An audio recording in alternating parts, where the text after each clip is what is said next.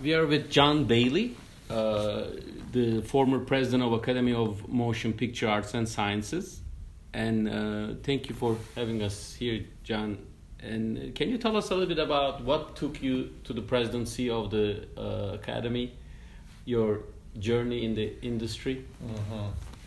Well, Carol and I had been governors for a number of years prior to my deciding to run for the president. I'd been a governor for 12 years, off and on at that time, in the cinematographer's branch, and I had been a vice president for 3 years, chairing an oversight committee on history and preservation.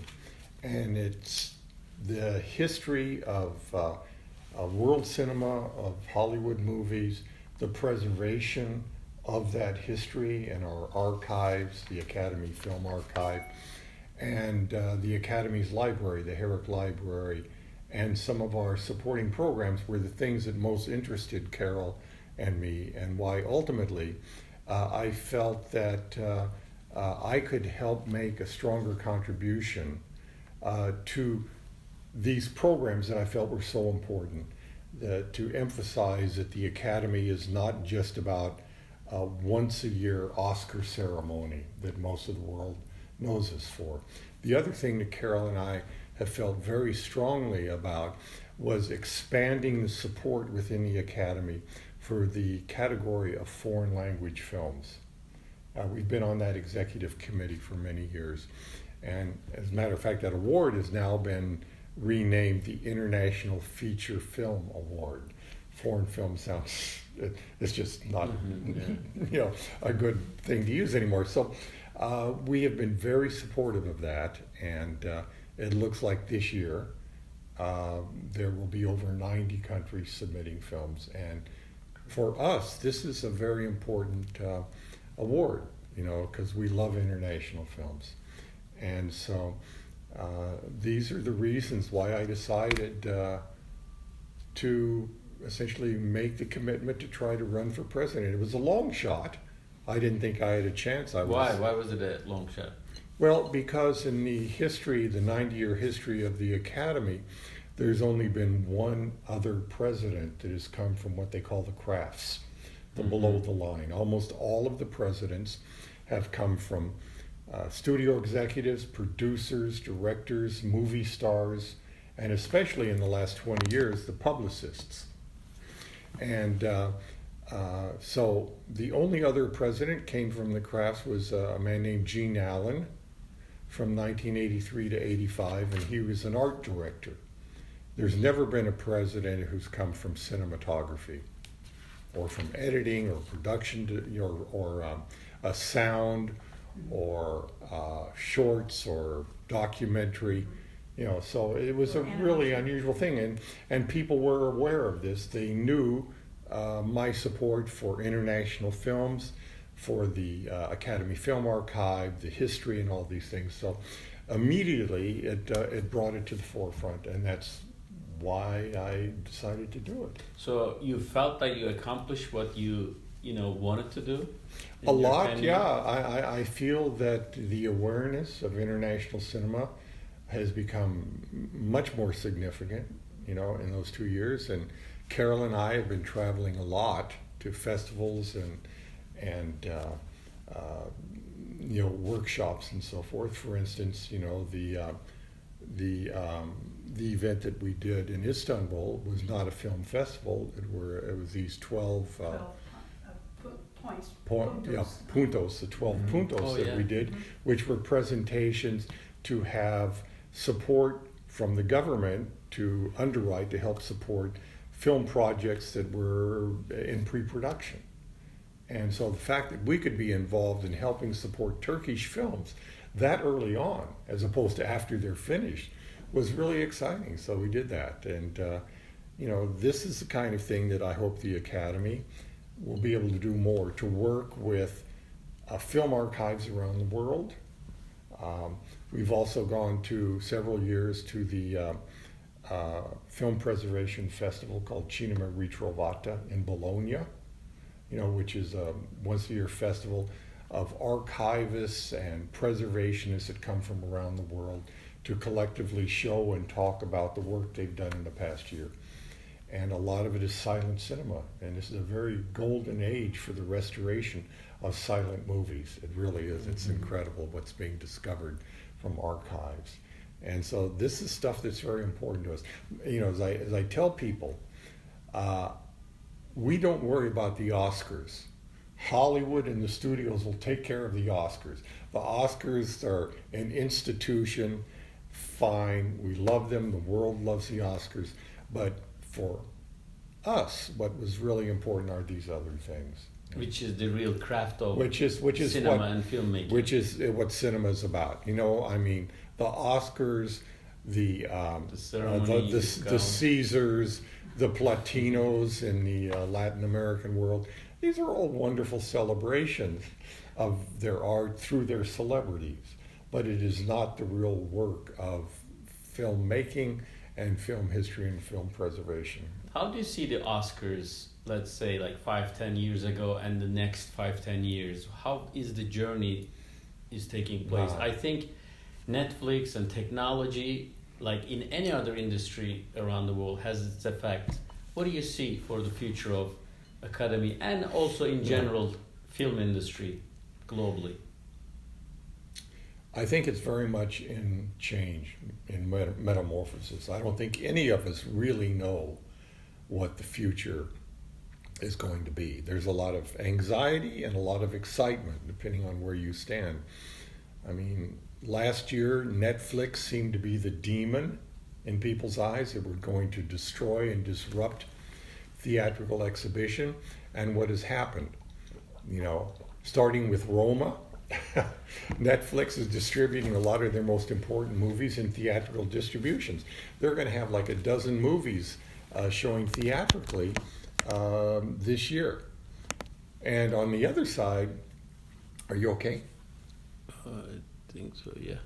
Yeah, very good. You okay? Mm-hmm. And on the other side, the studios are setting up their own streaming platforms. Disney, Paramount, Warner Brothers, they're all doing that. So they're going into the streaming business of laptop computers, and Netflix is going into the business of large screen exhibition, because both sides understand that there's no simple solution. You know, we are embracing essentially all kinds of platforms. You know, from our point of view, for Carol and me, as theatrical filmmakers who have spent our careers, regardless of whether we shot on film or on digital, and Carol was really the first to make the transition to digital editing before everybody else, the editors did, you know, that we are committed to supporting and maintaining large screen theatrical exhibition, people going into a dark room with other people and looking at a movie together. That's not to denigrate streaming or home video at all, but it's important we keep large screen exhibition. I mean, that is the essence of what the Academy is, I feel. You know, I mean, what do you feel, Carol? Oh, I do too, absolutely. And I think that Why don't you bring your chair many over times here? there's a misconception, whoops, I'll move a little closer. Many times there's a misconception with, say for instance, the threat that television brought in the 60s, 50s and 60s. In the long term, it served to create a richer audience. And I think Yes. the same thing's going to happen with streaming. It's going to build a much larger audience. And I think the art and craft stayed alive, you Yes. know, out of all that. There's still, like, maybe it's harder to get to, or from all the big, like you said, the awards and this and that, mainstream big movie productions, etc. But there's still the art Yes, is absolutely. alive It's in there, alive. you know. And it exists, and there are plenty of people who appreciate it, who are in the audience, as well as those of us who participate in making it. Mm-hmm. So I don't think it's going to disappear, the idea of large format projection. And neither is streaming going to disappear. So I think we're going to find a way to coexist and make it richer for both experiences. But to really answer your question, Jimmy, I don't think any of us know. From 5 years ago, it was a big open question. It's still a big open question. I mean, we have no idea what's going to happen, say, even with the Oscars, how the Oscars itself is going, the Oscar show on ABC is going to be affected as more and more young people, cut the cord, as they say, cut the cable, and essentially don't even have. We don't have a television here anymore. Actually, we just did at home. Yeah, we don't have a television here. Mm-hmm. We're not here that much, but we don't have one here. Mm-hmm. Yeah. So I have a feeling that the next 2 or 3 years are probably going to be the most turbulent in trying to figure out how this will affect, let's say, the Academy and the Oscars. And then, like John said, we don't know really. Then maybe something new is going to come up. We have no idea. We can't really control or know really what the future holds, especially with AI and technology getting more and more involved in any industry, any part of the world. And it landed in the laps of editors first, because digitizing film, keeping a film project and digitizing film and using both, we did that for 5 or 6 years, and suddenly, that changed too. So, working remotely, all kinds of things have changed. And with all that technology, I think the storytelling and the story still is the thing, The human heart hasn't changed that much. Yeah. In all of this, Yes. it's still a very direct heart-to-heart experience, and as long as we're able to preserve that's the most important thing. Yeah. In terms of this changing technology, one of my favorite allusions is, when Avatar came out, what was it, 6, 7 years ago, whenever it was, maybe longer, Jim Cameron said, by 2015, 2D cinema will be dead. Everything will be in 3D. He was so convinced of that.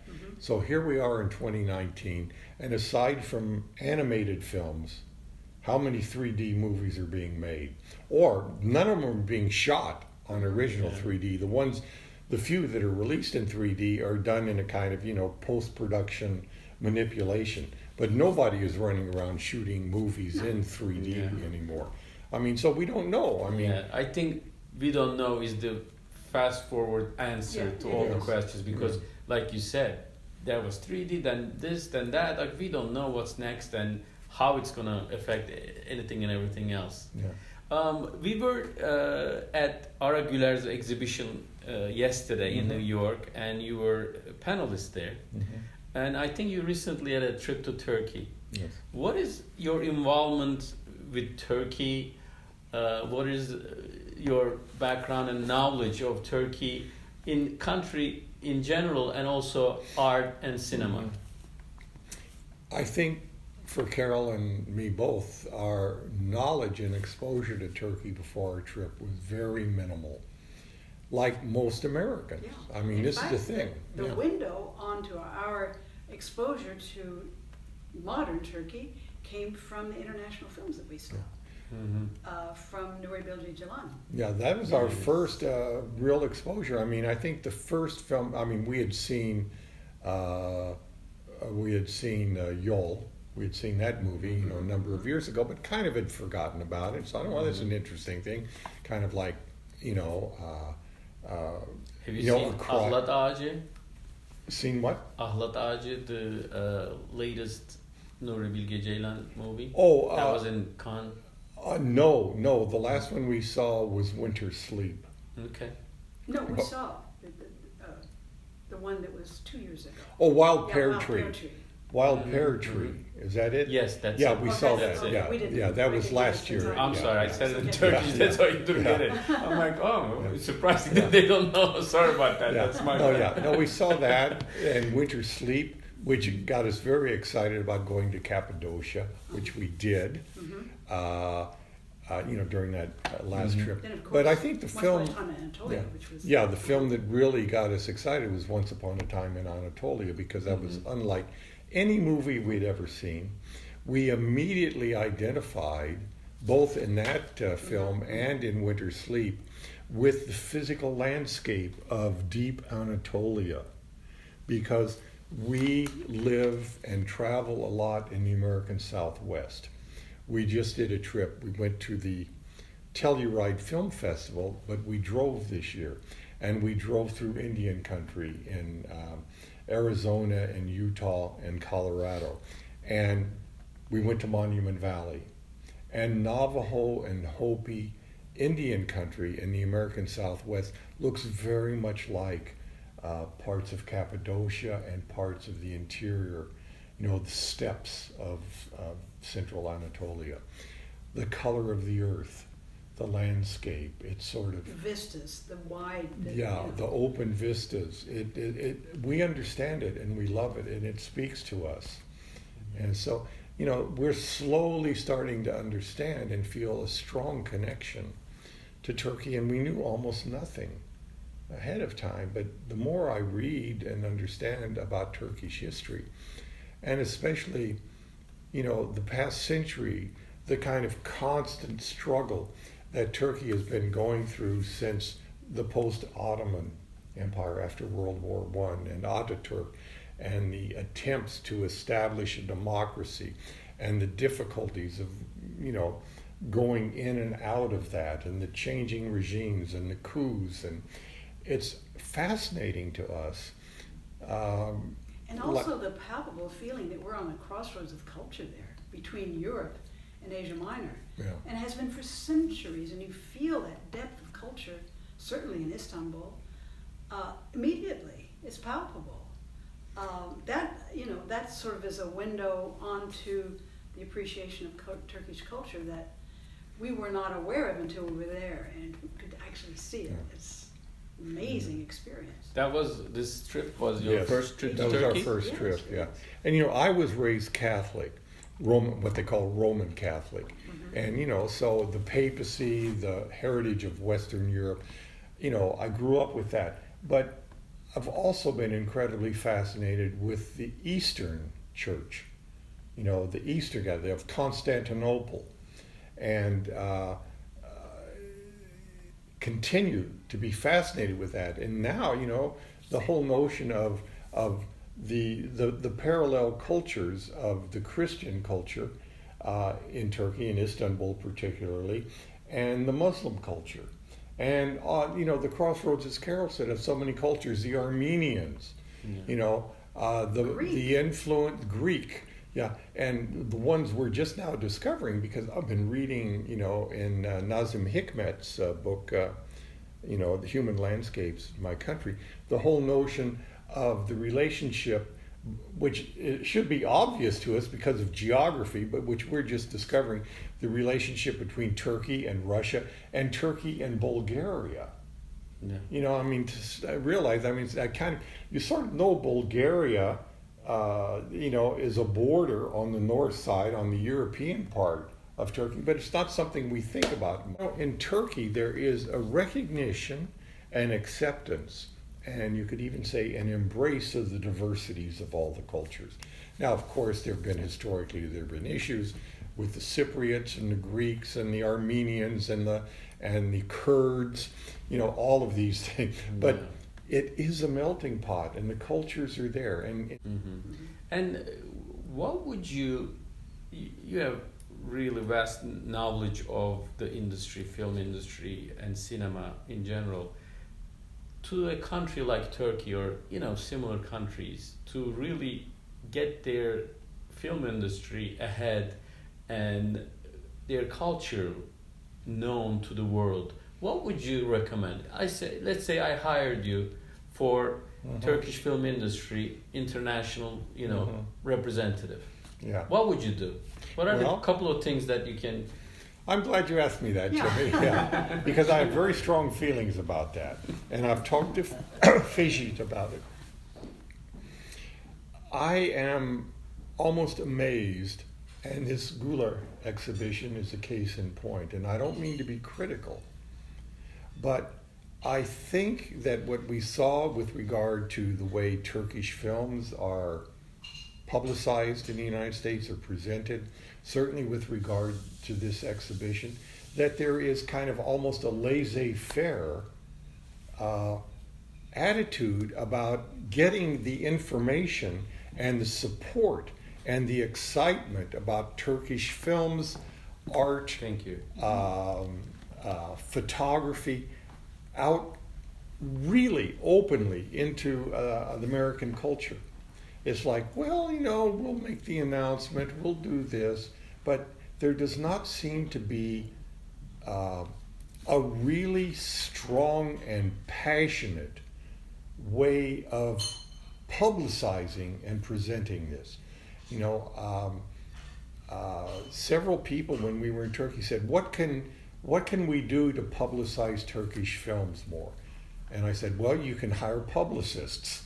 And I gave a case in point, in terms of the international feature when they're going to start to be shown in a few weeks in Los Angeles. Last year, several of the countries and the directors had their films being represented by the movie stars or the directors for weeks at a time. Pavel Pawlikowski was in Los Angeles for weeks at a time in November and December, having screenings, interviews, publicizing his film Cold War. I think that I don't know, because that's not the world we're in. We make movies, Okay. we don't promote them. Better publicity, better publicity. PR, professional For instance, publicist. Yeah. What else? And professional connections. Connections. Check. More, What else? More Two like more. the connections that we do. There needs to be more exchange. I think beyond film, the connection between art photography and film and also literature and film are we're just very, very connected. And it seems to me that the extraordinary talent that Turkey has in the literary world can also be promoted in the same way in conjunction. Another aspect is through education. And I think Americans in high school and college know almost nothing about Turkey. What they think they know about Turkey is harems, and whirling dervishes, baths. hummus and kebabs, and they have no idea. I think if Turkey as a country, the government, whoever, wants more understanding, they have to really be out there in the world and create ways for it. It has to be done actively. Really, Jimmy, in terms of this outreach, this promotion, it costs money. And this is the issue. The voices for attention in everything in the culture are so loud and vociferous, and there's so much money spent to promote and advertise. Yes. So many demands of our attention, it's hard